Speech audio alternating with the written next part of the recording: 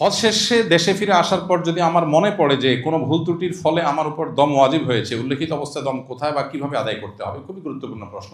পরে জেনেছেন যে দম ওয়াজিব হওয়ার মতো কাজ হয়েছে, বাট আপনি দম আদায় করেন নাই, তাহলে কি করবেন? উত্তর হলো, তখন আপনি আপনার তরফ থেকে যে কাউকে দিয়ে আপনি দম দেওয়াবেন। এখন তো অনলাইনে দমের টাকা পেমেন্ট করা যায়, বাংলাদেশে বসে পেমেন্ট করতে পারেন, সৌদিতে আপনার পক্ষ থেকে দম আদায় হবে।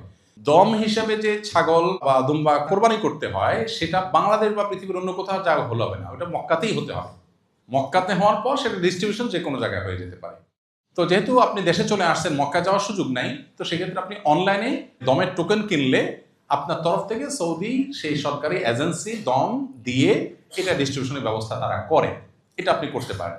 আর চাইলে কোনো হাজি যাচ্ছেন, তার মাধ্যমে আপনি করাতে পারেন যে আমারটা আপনি করে দিয়ে, অনলাইনেও আপনি টোকেন কিনে এটা করতে পারেন। এখানে প্রসঙ্গত একটু বলে রাখি, অনেক এজেন্সি একটা বড় অপকর্ম করে, সেটা হলো হাজিদের কাছ থেকে টাকা নেওয়ার সময় একটা দমের টাকা নিয়ে রাখে। কোরবানির টাকা তো আছেই, এক্সট্রাভাবে একটা কিসের টাকা নেয়? দমের টাকা। তো আমি অনেকগুলো এজেন্সিতে এরকম শোনা পর জিজ্ঞেস করলাম, ভাই এটা কেন করেন আপনারা, কাহিনী কি? তো বলে যে বলা যায় না, প্রথম হজ করতে যাচ্ছে বেচারা, কোনো ভুল যদি হয়ে যায় এই জন্য একটা অগ্রিম দম দিয়ে রাখলাম। তো আমি বললাম যে ব্যাপারটা হলো এরকম, নামাজ পড়তে যাচ্ছি, বলা তো যায় না, কোন কারণে সেজদা সাহু ওয়াজিব হয়ে যেতে পারে, এই জন্য বাসার থেকে বের হওয়ার সময় 2-3টা সেজদা সাহু দিয়ে গেলাম।